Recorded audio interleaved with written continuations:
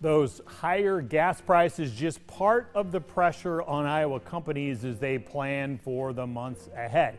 And a new Iowa-based survey shows that those companies are feeling less confident about the rest of the year when it comes to the economy.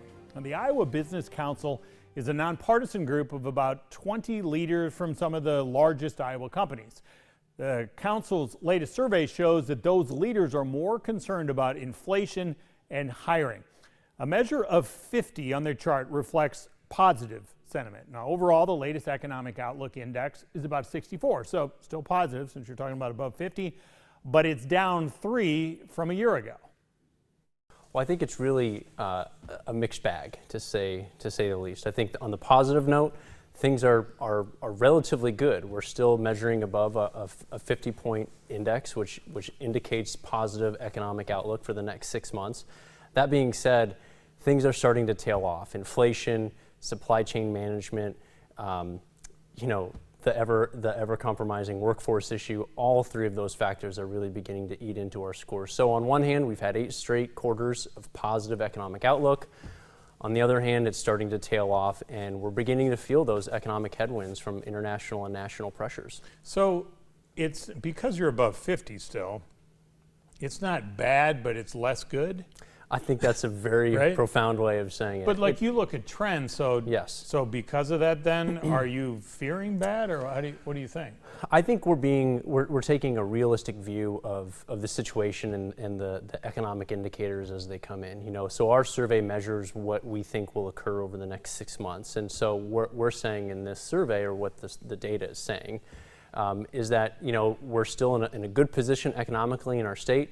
But we are starting to see some concerns, on the horizon. When will we get to that horizon? I think is the $1 million question, right? Like I said, we're experiencing some pretty strong headwinds from a supply chain standpoint. That's probably the number one issue that I'm looking at right now. The fact that 83% of our members are saying that they don't expect supply chain conditions to improve over the next 6 months gives me a great deal of concern. That will obviously have an upward pressure on all prices, on labor force, on everything that it takes to run a business in this state. So that's a big concern going into the third quarter. And is it the labor that is then basically clogging supply chain still? I think it's a whole bunch of things. Labor obviously is a big issue, particularly on a national perspective when you think about our ports, our ability to attract truck drivers in, not only in Iowa, but around the entire country. We're seeing supply chain issues from the situation in the Ukraine. That's obviously having a huge impact on our economy in Iowa and obviously nationally. But the workforce issue more broadly continues to hamper our ability to grow. A healthy state is a growing state. And while we're continuing to get better since the pandemic, we're still about 44,000 people less in our workforce right now than we were in January of 2020. I'm wondering how many times you and I have discussed workforce in your present job. Previously, you're with Greater Des Moines Partnership. They've been talking about workforce for years. Is there anything that you see that is showing something positive when it comes to workforce? This has been a thing for so long. It has been a thing for so long, and I think that's what makes it so important that we address issues like common sense immigration reform and modernization. We've been talking about that for a long, long time. But we were in a workforce crisis before the pandemic, just when we thought it couldn't get any worse.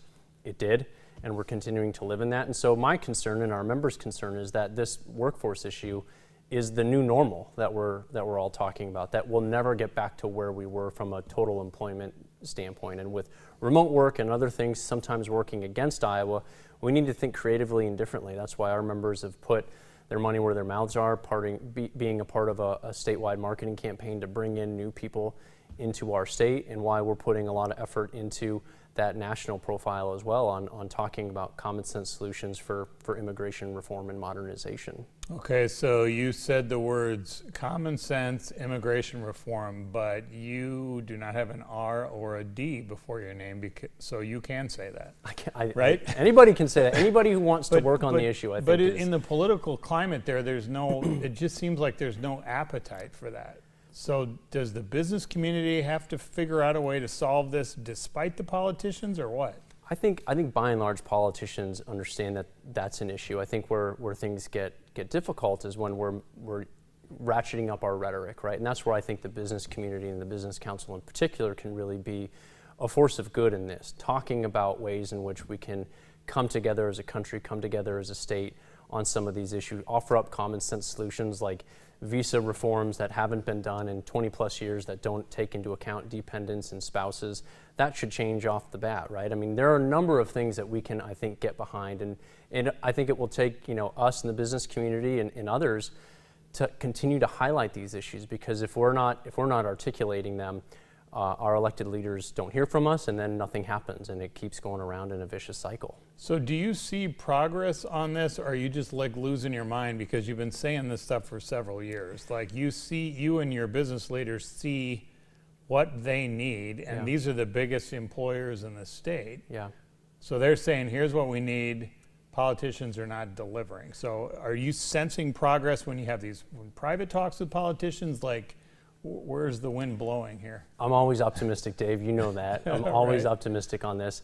Look, this is hard stuff. There's a reason why comprehensive immigration reform hasn't really ever been accomplished. There's a reason why it's not even been honestly attempted in 2 or 3 decades. So we've had some good bipartisan legislative wins over the last couple of years.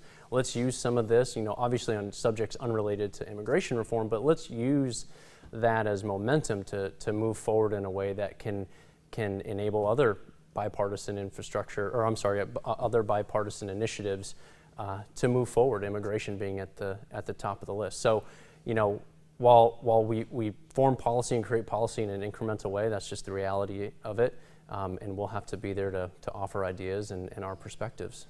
You were talking about remote work. Are you seeing anything, maybe about a year into the pandemic, not quite that long, there were people in our state who had talked here about the possibility of, all right, maybe this is finally going to be a way here. So you grew up in Creston. Yep.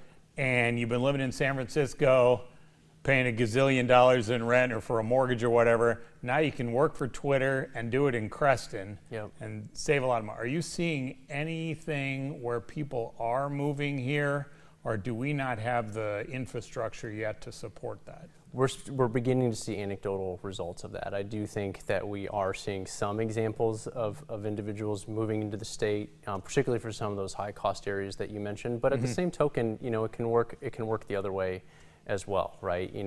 And to get back to the population challenge, if our companies in the Iowa Business Council can't hire Iowans in Iowa, they'll go elsewhere, and they can make those decisions and they can make those hires from across the United States and even across the world and have them literally remote in.